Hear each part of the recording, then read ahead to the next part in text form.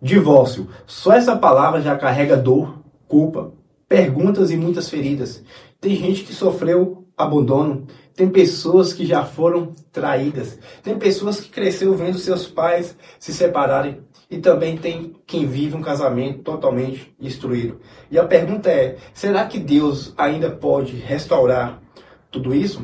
Hoje nós vamos falar sobre o que a Bíblia realmente diz e ensina sobre o divórcio, sem religiosidade pesada, sem passar pano para o pecado, mas também sem esquecer da graça, da verdade e da misericórdia de Deus que está sobre as nossas vidas. Temos que entender que o casamento não foi criado pelo homem ou pela sociedade, ou muito menos pelo governo. O casamento nasceu no coração de Deus.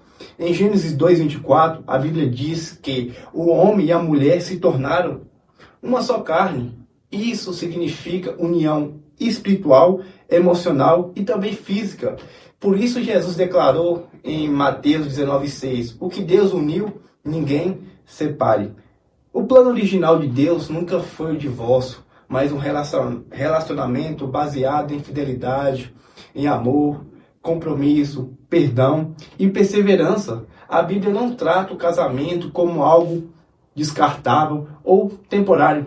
Casamento é aliança séria diante de Deus e por isso o Senhor deseja restauração antes de uma possível separação.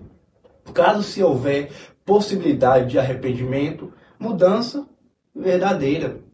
A Bíblia não incentiva o divórcio, mas mostra situações onde que era permitido. Precisamos falar com equilíbrio e honestidade bíblica. Deus odeia o divórcio porque ele produz dor, destruição emocional, traumas familiares e quebra de aliança, como nós vemos em Malaquias 2,16. Porém, isso não significa que a Bíblia ignora situações graves. Em Mateus 19, Jesus ensina que a infidelidade sexual quebra a aliança do casamento. Já em 1 Coríntios capítulo 7, Paulo fala sobre o abandono, mostrando que o cônjuge não deve ficar escravizado quando o outro o abandona completamente.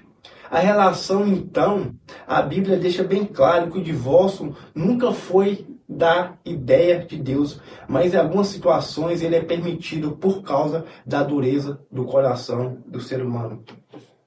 Violências, abuso, destruição emocional, não é da vontade de Deus que pessoas cresçam ouvindo que precisam suportar tudo isso, qualquer tipo de sofrimento para manter o casamento.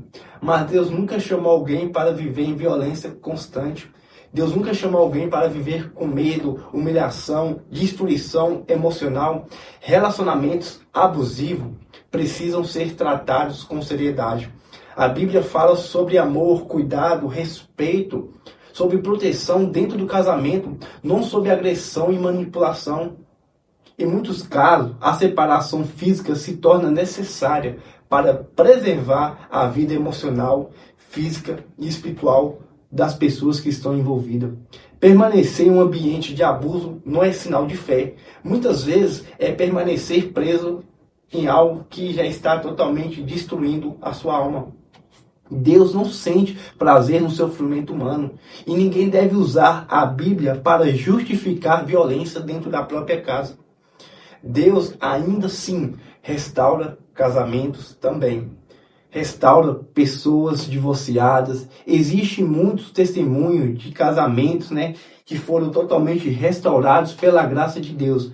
Mas quando há arrependimento sincero, mudança real, humildade, perdão e reconstrução de confiança, aí sim Deus pode transformar aquilo que parecia totalmente impossível.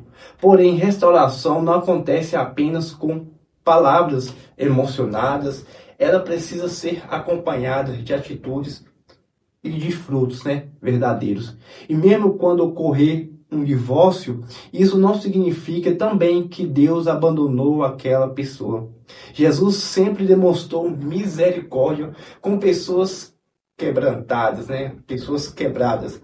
A mulher samaritana em João 4 tinha um passado complicado, mas Jesus não rejeitou. O Evangelho continua sendo sobre graça, cura, recomeço. Pessoas divorciadas não estão fora do alcance da misericórdia de Deus, pessoal. Temos que entender isso. A maior pergunta não é se eu posso me separar, mas o que ainda pode ser salvo.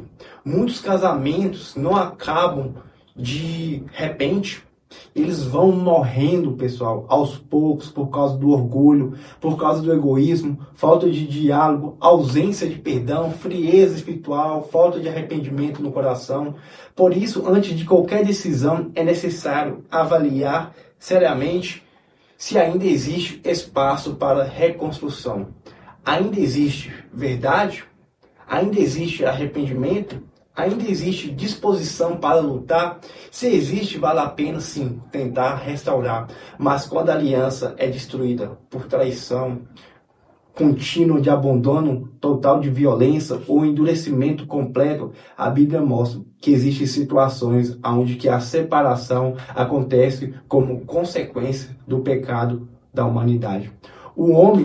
O divórcio nunca foi o sonho de Deus, mas a graça de Deus continua alcançando pessoas feridas e escrevendo novos recomeços, onde muitos enxergam apenas o fim. Temos que entender, pessoal, o fim talvez é a maior lição. Seja Deus levar um casamento a sério, mas também leva a dor humana a sério também. A Bíblia não trata o divórcio de forma leve, mas também não trata pessoas feridas sem misericórdia. Talvez hoje existem pessoas que estão acompanhando, ouvindo esse podcast e estão lutando pelo seu próprio casamento. Outras já estão emocionalmente totalmente destruídas. Outras carregam culpas por escolhas do passado e algumas já perderam completamente a esperança. Mas existe algo poderoso no Evangelho. Deus ainda restaura histórias, pessoal, aleluia.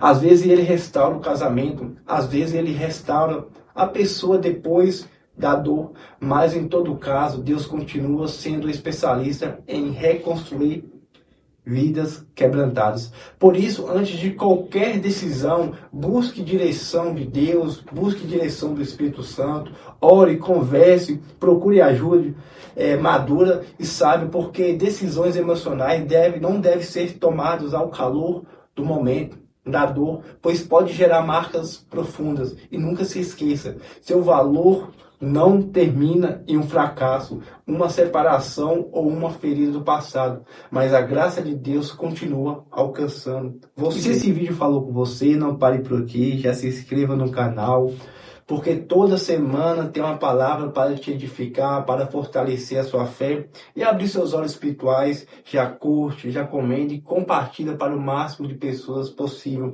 para que essa palavra venha alcançar outras pessoas também. E que Deus te abençoe cada vez mais e até o próximo episódio.